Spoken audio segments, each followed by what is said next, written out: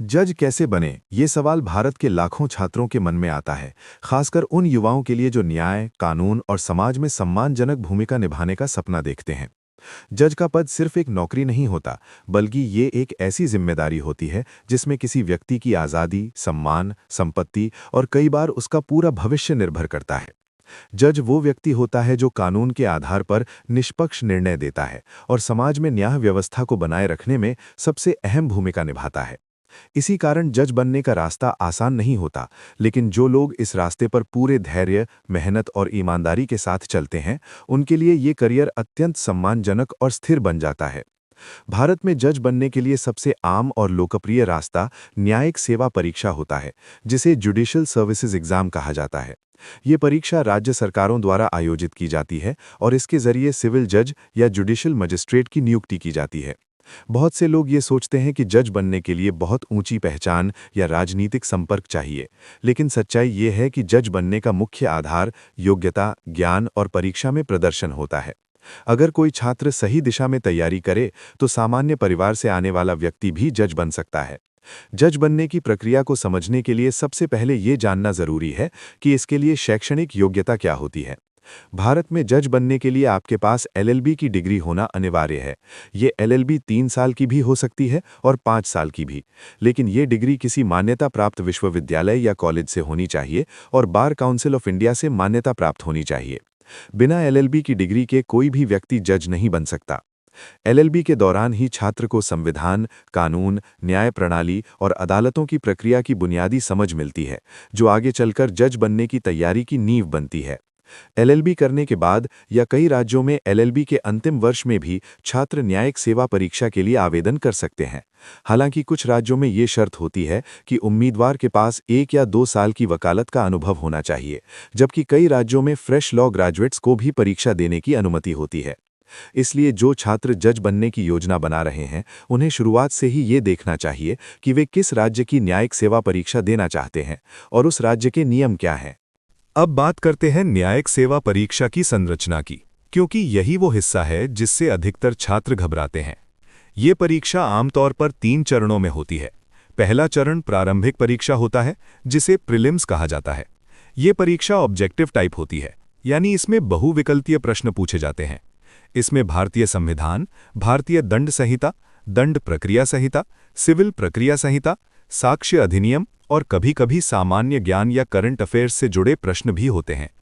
Prelims का उद्देश्य ये देखना होता है कि उम्मीदवार को कानून की बुनियादी समझ है या नहीं। ये परीक्षा क्वालिफाइंग होती है, यानी इसके अंक अंतिम मेरिट में नहीं जुड़ते, लेकिन इसे पास करना जरूरी होता है। प्रीलिम्स पास करने के बाद उम्मीदवार मुख्य परीक्षा में जाता है, जिसे मेंस कहा जाता है। ये परीक्षा लिखित होती है और इसमें उम्मीदवार की गहरी कानूनी समझ, उत्तर लिखने की क्षमता और विश्लेषणात्मक सोच को परखा जाता है। मेंस परीक्षा में आमतौर पर अलग-अलग कानून विषयों पर पेपर होते हैं, जैसे civil law, criminal law, constitutional law, और इसके साथ-साथ भाषा के पेपर भी होते हैं, जिनमें हिंदी या अंग्रेजी में निबंध, अनुवाद और ग्रामर से जुड़े प्रश्न होते हैं। मेंस परीक्षा सबसे कठिन मानी जाती है, क्योंकि इसमें सिर्फ कानून जानना ही नहीं, बल्कि उसे सही ढंग से लिखकर प्रस्तुत करना भी जरूरी होता है। मेंस परीक्षा पास करने के बाद अंतिम चरण इंटरव्यू या वाइवा वॉइस होता है।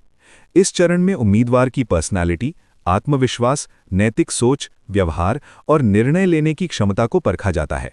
इंटरव्यू में ये देखा जाता है कि उम्मीदवार जज के पद के लिए मानसिक रूप से कितना उपयुक्त है। यहाँ सवाल सिर्फ कानून से ही नहीं, बल्कि सामाजिक मुद्दों, नैतिक दुविधाओं और व्यवहारिक परिस्थितियों से भी जुड़े हो सकते हैं।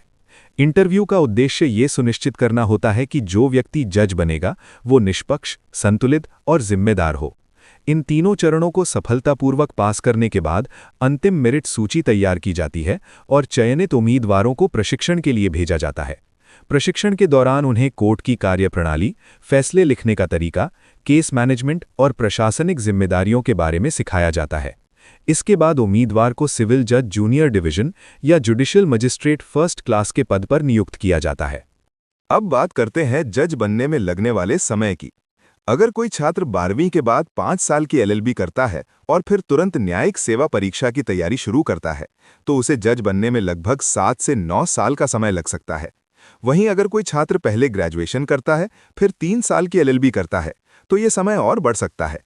इसके अलावा परीक्षा की कठिनाई और प्रतिस्पर्धा को देखते हुए कई छात्रों को 2-3 प्रयास भी करने पड़ते हैं। इसलिए जज बनने का रास्ता लंबा है, लेकिन ये रास्ता धैर्य और निरंतर मेहनत की मांग करता है।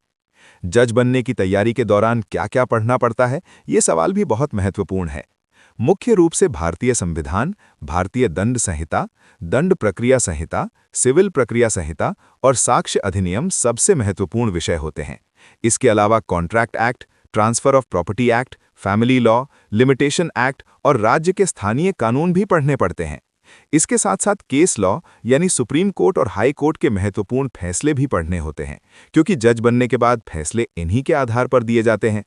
अब बात करते हैं जज की सैलरी और सुविधाओं की, क्योंकि ये भी एक बड़ा आकर्षण होता है। शुरुआत में सिविल जज को लगभग 60 से 80 हजार रुपए प्रतिमाह सैलरी मिलती है, जो समय और प्रमोशन के साथ बढ़ती जाती है।